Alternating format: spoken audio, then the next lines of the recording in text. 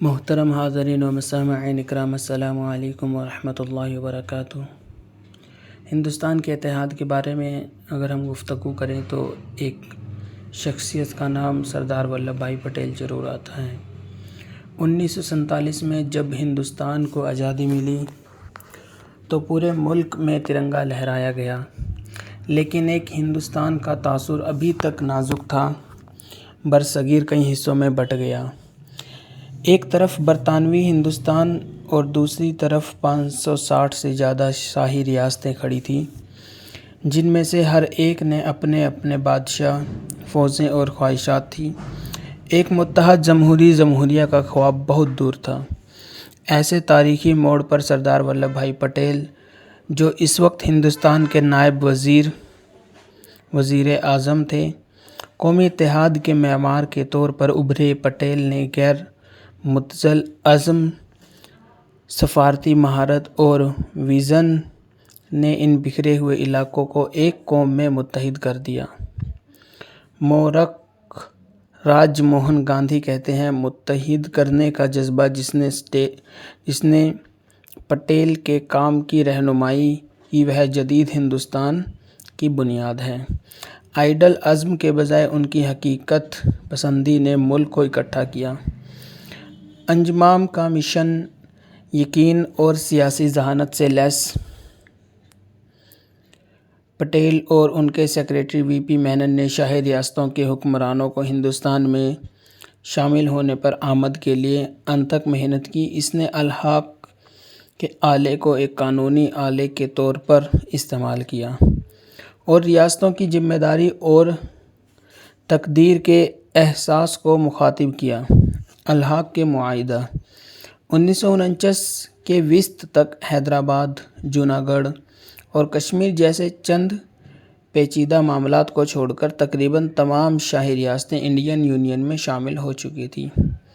پٹیل نے خود کہا، اب ہر ہندوستانی کو بھول جانا چاہیے کہ وہ راجپوت ہے، مسلم ہے، سکھ ہے یا جاٹ ہے۔ اسے صرف یہ یاد رکھنا چاہیے کہ وہ ہندوستانی ہے۔ یہ صرف ایک سیاسی مکالمہ نہیں تھا، یہ آزاد ہندوستان کی پہلی سفارتی مشق تھی، جس نے ملک کے نقشے، رخ اور انتظامی اتحاد کی وضاحت کی تھی۔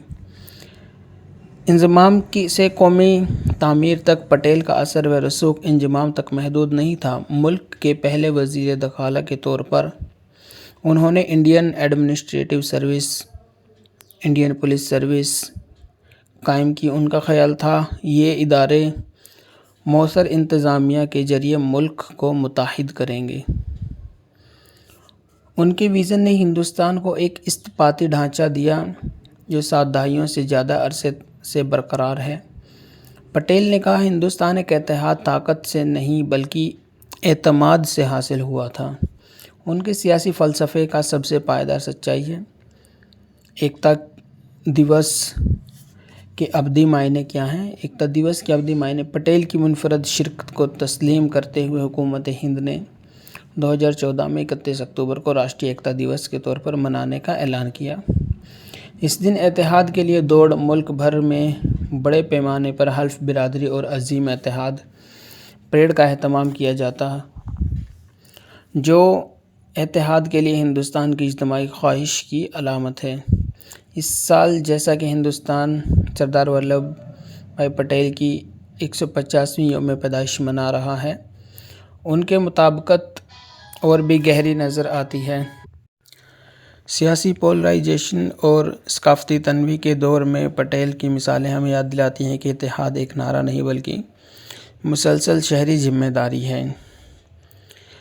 آزادی کے 78 سال بعد بھی ہندوستان کے داخلی اتحاد کو مسلسل پرورش کی ضرورت ہے۔ علاقائی سماجی تقسیم اور لسانی تنوع اکثر وفاقی ڈھانچے کی مضبوطی کا امتحان لیتی ہے، لیکن پٹیل کی روح ایک بہتر ہندوستان کی تعمیر کے لیے ہر اتفاق رائے اور ہر اجتماعی کوشش میں زندہ رہتی ہے۔ اتحاد کے بغیر انسانی طاقت کوئی طاقت نہیں، جب تک کہ وہ منظم اور مربوط نہ ہو۔ یہ قوم کی بنیاد، جس کے لیے پٹیل نے اپنی زندگی وقف کر دی تھی۔